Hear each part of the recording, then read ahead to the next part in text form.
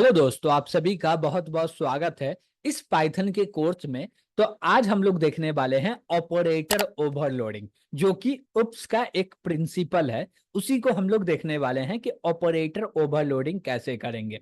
तो हम लोग पहले समझते हैं कि ऑपरेटर ओवरलोडिंग आखिर के होता क्या है।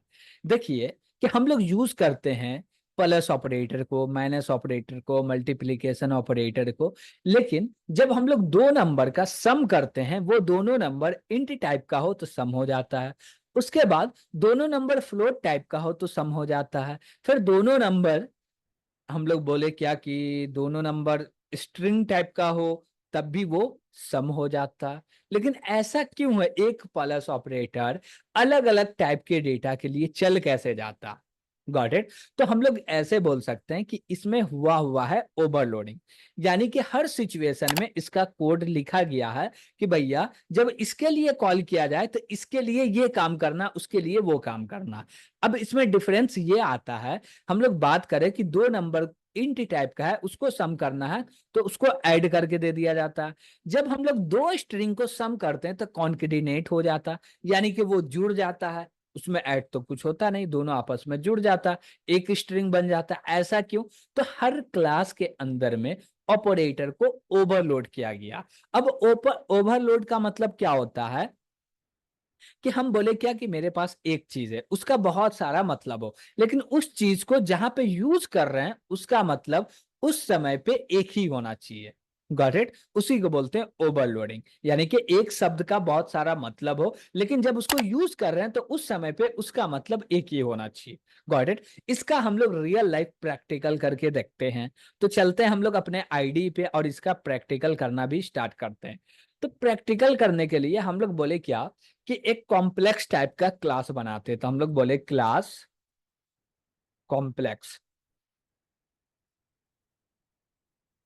ओके। तो हम लोग क्लास कॉम्प्लेक्स बना लिए। इसके अंदर हम लोग को करना क्या भैया, तो कोड करना कि रियल पार्ट इमेजिनरी पार्ट है। तो उसके लिए हम लोग बनाएंगे डेफ अंडरस्कोर इनिट, और ये ऑटो ले लिया तो ये सारे चीज को हटा देते हैं। और उसके बाद हम लोग यहाँ पे बोले क्या कि भैया एक ये जो मेरा इनिट है इसके अंदर दो वेरिएबल क्रिएट करो, एक रियल दूसरा इमेजनरी। हम लोग चाहते कि कोई यूजर जब ऑब्जेक्ट को क्रिएट करे तो उस समय पे भी डेटा चाहे तो दे सकता। तो हम लोग यहाँ पे बोलेंगे क्या कि एक रियल ले लो, और इसमें डिफॉल्ट वैल्यू नन सेट कर देंगे। क्या सेट कर देंगे? नन। क्यों? क्योंकि दिया तो ठीक है, नहीं दिया तो कोई बात नहीं है। दे दिया तो भैया जो देगा उसको रख लेंगे, नहीं देगा तो नन को रख लेंगे। उसके बाद बोलेंगे इमेजनरी, और इमेजनरी के अंदर भी नन सेट कर देंगे। तो हम लोग दोनों के अंदर नन को सेट कर दिए, ठीक है।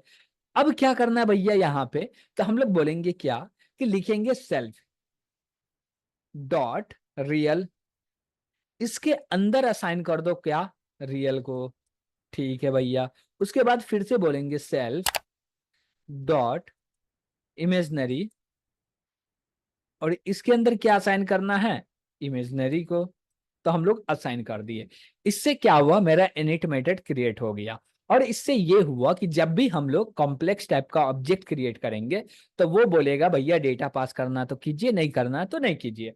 लेकिन कॉम्प्लेक्स टाइप का ऑब्जेक्ट क्रिएट हो जाएगा, और जो इंस्टेंस ऑब्जेक्ट क्रिएट होगा उसके अंदर दो वेरिएबल बन जाएंगे, एक रियल दूसरा इमेजनरी। डेटा देना तो उसी समय दे देंगे, नहीं देना तो नहीं देंगे, ठीक। उसके बाद एक हम लोग फंक्शन बनाते हैं यहाँ पे। बोले क्या कि इसको प्रिंट करने का काम करो। तो हम लोग बोले क्या कि प्रिंट, और अंडरस्कोर डेटा बोल दिए। ओके। तो ये प्रिंट कर देगा। तो इसके अंदर हमको क्या चाहिए, एक सेल्फ चाहिए। भैया जिसको प्रिंट करना वो खुद ही आएगा, तो हम लोग सेल्फ ले लिए। और उसके बाद यहाँ पे लिखेंगे प्रिंट, और इसके अंदर प्रिंट कर देंगे। कैसे प्रिंट करेंगे, हम लोग बोलेंगे क्या, %d। और यहाँ पे हम लोग क्या बोलते हैं कि रियल इमेजनरी को प्रिंट करना, तो हम लोग यहाँ पे ले लिए एफ। तो एफ ले लिए, उसके बाद हम लोग ब्लॉक क्रिएट किए। लेकिन इससे अच्छा होगा हम लोग %d का यूज करते हैं। ओके। कुछ नया करते हैं इस टाइम। तो यूज किए %d और बोले प्लस, फिर से बोले %d, उसके बाद बोल देंगे जे। और जस्ट %d लगाना है हम लोग को, सॉरी परसेंट लगाना है। पैरेंथेसिस लगा के इसके अंदर लिखना कि भैया पहले परसेंट डी के पहला जो परसेंट डी है वहां पे कौन सा वैल्यू होगा। तो हम लोग बोलेंगे सेल्फ डॉट रियल का, उसके बाद बोलेंगे क्या, सेल्फ डॉट इमेजनरी का। ओके, दोनों वैल्यू को ये प्रिंट करके दे देगा। ठीक है भैया, इसके बाद हम लोग क्या करना चाहते हैं, ऐड करना चाहते हैं। ऐड करने के लिए हम लोग को क्या चाहिए भैया, तो हम लोग एक फंक्शन बनाए डेफ, और यहाँ पे बोले क्या, ए डबल डी ऐड। इसके अंदर हम लोग लेंगे सेल्फ, और दूसरा भी लेंगे, दूसरा क्या लेंगे, एक बोले C1। अब दो ऑब्जेक्ट यहाँ पे क्यों ले रहे हैं, एक तो भैया वो खुद पास हो जाएगा, लेकिन दूसरा C1 क्यों ले रहे हैं, हम लोग बोल रहे हैं कि भैया दो कॉम्प्लेक्स टाइप का ऑब्जेक्ट आएगा, उसी को सम कर सकते हैं, इसलिए दो लिए। ठीक है भैया, अब यहाँ पे हम लोग करेंगे क्या, कि हमको ऐड करना है। कैसे ऐड करेंगे, तो हम लोग बोलेंगे क्या, कि एक कॉम्प्लेक्स टाइप का ऑब्जेक्ट क्रिएट कर लो। कैसे क्रिएट करेंगे, तो हम लोग बोले टेम्प, और टेम्प में असाइन कर दो, क्या असाइन कर दो, कॉम्प्लेक्स। तो एक ऑब्जेक्ट क्रिएट हो गया। अब बोले क्या, TEMP टेम्प डॉट रियल, और इसके अंदर असाइन करना है, क्या असाइन करना भैया, तो हम लोग बोलेंगे सेल्फ डॉट रियल, और प्लस करो, और भैया बोलो C1 डॉट रियल। ठीक है, उसके बाद फिर से बोले टेम्प डॉट इमेजनरी, उसके बाद हम लोग क्या बोल रहे हैं, self dot imaginary plus C1 dot imaginary. Okay, और लास्ट में हम लोग बोले कि भैया रिटर्न कर दो, किसको रिटर्न कर दो, टेम्प को। तो ये टेम्प कॉम्प्लेक्स टाइप का ऑब्जेक्ट है, ये रिटर्न हो गया। ठीक है भैया, अब हम लोग चाहते हैं क्या, कि दो ऑब्जेक्ट क्रिएट करते हैं। ठीक, कितना ऑब्जेक्ट क्रिएट करते हैं, दो ऑब्जेक्ट को क्रिएट करते हैं। अब हम लोग बोले क्या, कि कॉम्प्लेक्स हम लोग बोलते हैं C1 में असाइन करो कॉम्प्लेक्स। ओके, और यहीं पे हम लोग डेटा दे देते हैं, जैसे कि बोले क्या, कि भैया एक के लिए 4 पास हो जाए और दूसरे के लिए 7 पास हो जाए। ठीक है, अब यही चीज हम लोग C2 के लिए भी करना चाहते हैं, कर लेते हैं भैया, लेकिन डेटा चेंज कर लेते हैं, बोले 7 और इसको बोले 3। ठीक है, और इसका नाम भी चेंज कर देते हैं, ऑब्जेक्ट का नाम C2 हो गया।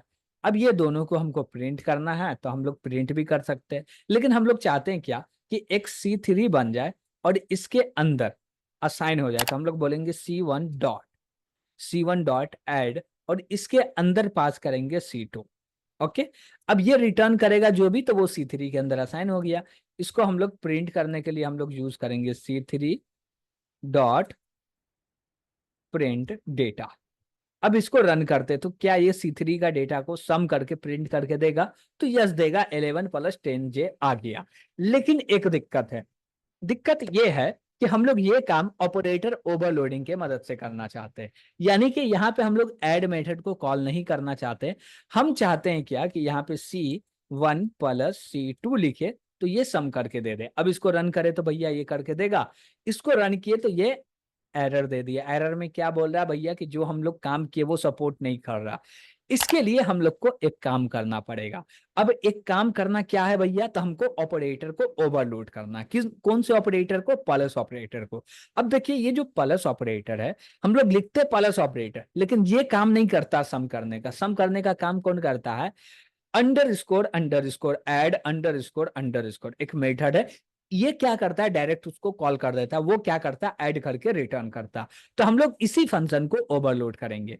तो हम लोग बोलेंगे क्या भैया, यहाँ पे लिखे क्या, ए, और पहले लिखेंगे अंडर स्कोर और लास्ट में बोलेंगे फिर से अंडर स्कोर। Got it. यहाँ पे दो वैल्यू लिए, अब कुछ भी नहीं किया, बस यहाँ पे C1 + C2 कर दिए। अब देखते हैं इसको रन करके क्या ये सम करके देगा, तो यस, अब ये सम करके दे रहा है। तो हम लोग फंक्शन को ओवरलोड कर दिए, यानी कि ऑपरेटर को यहाँ पे ओवरलोड कर दिए। फंक्शन को तो बना रहे हैं, डिफाइन कर रहे हैं, लेकिन यहाँ पे ऑपरेटर ओवरलोड हो रहा।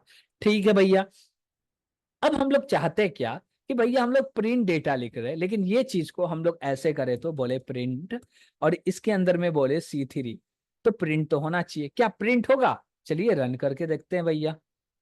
तो रन करके दे रहे हैं, तो भैया कुछ अलग चीज प्रिंट हो रहा है, जो डेटा ओरिजिनल है वो तो प्रिंट हो ही नहीं रहा। तो वो कैसे प्रिंट होगा, तो देखिए, प्रिंट के अंदर पास होता है स्ट्रिंग। तो एक मेथड होता है स्ट्रिंग, यानी कि underscore underscore str underscore underscore, उसके मदद से हम लोग प्रिंट करवा सकते हैं। तो उसको ओवरलोड करते हैं भैया। तो चलिए हम लोग लिखेंगे क्या, underscore underscore str underscore underscore, इसमें सेल्फ आ गया। और सेल्फ में क्या करना, हम लोग को एक स्ट्रिंग को रिटर्न करना। तो हम लोग यहाँ पे प्रिंट नहीं करेंगे, रिटर्न कर देंगे। ओके, इसको पैरेंथेसिस लगा के पूरे को एक स्ट्रिंग बना लेते हैं और बोलते हैं कि भैया तुम रिटर्न हो जाओ। ओके, ठीक है। अब देखते हैं क्या C3 प्रिंट होगा क्या। तो यस, ये C3 प्रिंट हो रहा है। तो हम लोग देखिए क्या, एक प्लस ऑपरेटर को ओवरलोड कर दिए, दूसरा प्रिंट फंक्शन को भी ओवरलोड कर दिए। यानी कि पहले तक प्रिंट फंक्शन कॉम्प्लेक्स टाइप के डेटा को प्रिंट करने के लिए केपेबल नहीं था, लेकिन अब केपेबल है, अब वो प्रिंट करके दे रहा है। Got it. अब इसी प्रकार से आपको मैनेज करना हो तो इसके लिए एक फंक्शन आता है सब, SUB। कौन सा फंक्शन आता है, यहाँ पे हम लोग लिख सकते हैं, जैसे हम लोग नीचे लिखते हैं, बोले डेफ और बोले अंडरस्कोर SUB। ओके, फिर से बोलेंगे अंडरस्कोर, इसके अंदर जो भी आर्गुमेंट देना है दे दो। तो इसी प्रकार से आप प्लस को, माइनस को, मल्टीप्लाई को, सबके लिए ये फंक्शन बना हुआ, मेथड बना हुआ, तो उसको हम लोग ओवरलोड करके ऑपरेटर को ओवरलोड कर सकते हैं। तो हम लोग समझे कि भैया कोई भी नया क्लास बना रहे हैं तो उसके डेटा को प्रिंट करना पॉसिबल नहीं है, उसके डेटा को ऐड करना पॉसिबल नहीं है। तो उसको पॉसिबल बनाने के लिए हम लोग को ओवरलोड करने की जरूरत पड़ती है। तो हम लोग यहाँ पे ओवरलोड करके भी देखें। तो हम लोग ओवरलोड किए किसको भैया, प्लस ऑपरेटर को, प्रिंट फंक्शन को भी ओवरलोड करके हम लोग देख ली। इसी प्रकार से और भी बहुत सारे कर सकते हैं। तो हम लोग फिलहाल आज के लिए इतना ही रहने देखते हैं। ओके, तो हम लोग इसमें आगे देखेंगे और भी जरूरत पड़ा तो। लेकिन यहाँ तक आपको कोई दिक्कत आ रहा होगा या कुछ नहीं समझ में आ रहा होगा तो कमेंट के माध्यम से पूछ सकते हैं। Got it. तो आज के लिए इतना ही। Thank you.